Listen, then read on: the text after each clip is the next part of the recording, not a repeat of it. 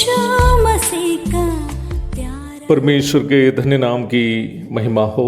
प्रभात मनन के सत्र 1457 में आप सभी का बहुत ही विनम्रता के साथ स्वागत करता हूं। आइए आज का मनन के लिए हम पढ़ते हैं तीमुथियुस को भेजी गई दूसरी पत्री अध्याय 1 पद 17 एवं 18। पर जब वह रोम में आया तो बड़े यत्न से ढूंढ कर मुझसे भेंट की। प्रभु करे कि उस दिन उस पर प्रभु की दया हो, और जो जो सेवा उसने एफेसुस में की है उन्हें भी तू भली भांति जानता है। प्रभात मनन के बीते सत्र में भी हम उनेसिफुरुस के बारे में मनन किए थे, जो सुसमाचार प्रचार के कारण जेल में पड़ा हुआ प्रेरित पौलुस के हृदय को ठंडा किया था। प्रारंभ में पढ़ी गई पद में हम देखते हैं कि यह कार्य उनेसिफुरुस के लिए एक आसान कार्य नहीं था। उनको उसके लिए कड़ी मेहनत करनी पड़ी। अपना व्यक्तिगत या कोई व्यावसायिक आवश्यकता के लिए वह एफेसुस से रोम पहुंचा था, परंतु अपने काम के व्यस्तता के बीच में भी उन्होंने जेल में पड़ा हुआ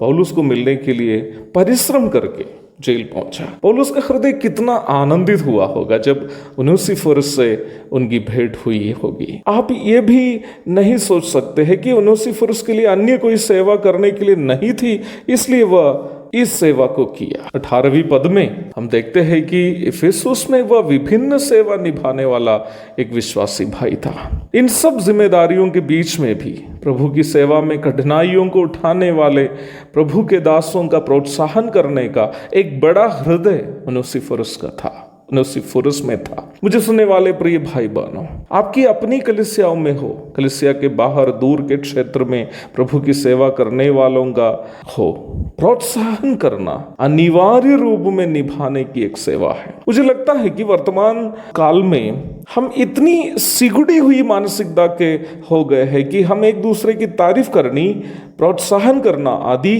बहुत ही कम करते हैं। इसके दो कारण हैं। पहला, हमारा अपना घमंड। दूसरे के द्वारा किया जाने वाला अच्छा कार्य का अंगीकार करने हमें नहीं देना हमारा घमंड का प्रभाव है। हमारा जो घमंड है वो हमें दूसरे की अच्छाई को देकर तारीफ करने से हमें रोकता है, परंतु हम ये कभी स्वीकार नहीं करते हैं कि हमारे घमंड के कारण हम दूसरे की अच्छाई का अंगीकार नहीं कर रहे हैं। उल्टा हम ये दावा करेंगे कि अरे ज्यादा उसकी तारीफ करेंगे ना तो वो बड़ा घमंडी हो जाएगा, इसलिए हम उसकी तारीफ नहीं करते।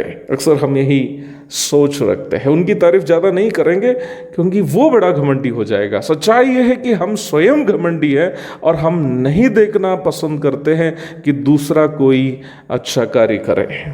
दूसरा कारण हमारा जलन है, डाह, जलसी। ये एक ऐसा पाप है जो विश्वासियों में भी बहुत ज्यादा मात्रा में पाया जाता है, जबकि कोई विश्वासी ये मानता नहीं है कि उनके अंदर जलन है। विश्वासियों में भी बहुत अधिक मात्रा के लोग अपने बराबर के कोई व्यक्ति या अपने से भी निचला स्तर का एक व्यक्ति कोई ऐसा कार्य जो स्वयं वो नहीं कर सकता उसे करके देखना पसंद नहीं करते हैं। राजा शाऊल के नजरों में बालक दाऊद एक कमजोर बच्चा था। गोलियात से लड़ने जाना शाऊल की जिम्मेदारी थी, क्योंकि शाऊल इस्राएल का उस समय राजा था। ये शाऊल की जिम्मेदारी थी कि वो गोलियात से इस्राएल को बचाए, परंतु डर के कारण शाऊल वो जिम्मेदारी नहीं निभाई। परंतु बालक दाऊद ने उस कार्य को करके इस्राएल को गोलियात के हाथ से बचाया, और उस वक्त इस्राएल की महिलाएं दाऊद को तारीफ करके गीत गाने लगा। परंतु शाऊल को यह अच्छा नहीं लगा, क्योंकि शाऊल के नजर में दाऊद उनसे भी निचला स्तर का व्यक्ति है, और महिलाओं के गीत जो दाऊद की तारीफ में थी वो शाऊल के अंदर में जलन भर दिया, डाह भर दिया, और इस डाह के कारण शाऊल दाऊद से नफरत करने लगा और दाऊद की अच्छाई को वो कभी अंगीकार नहीं किया। वर्तमान मसीहत में भी एक दूसरे की अच्छाई को देखकर उनका प्रोत्साहन करने से या सांत्वना देने आदि से हमें रोकने वाली दो बातें ये दोनों हैं, घमंड और जलन। Pride and jealousy. यदि इन दोनों घृणित एवं रहस्यमय पापों से हम मुक्त हो जा सकते हैं तो हमारे भाई बहनों का प्रोत्साहन करना और उनको हिम्मत प्रदान करना आदि कार्य हम खुशी से कर पाएंगे।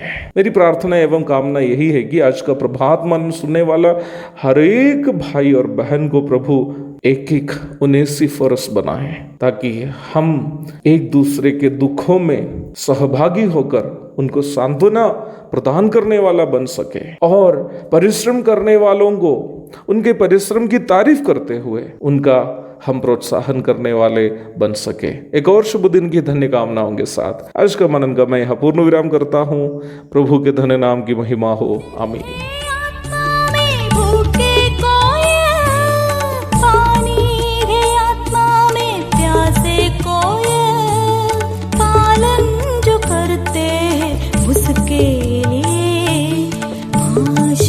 पाने का साधन है ये वचन, प्यारा वचन ईशो।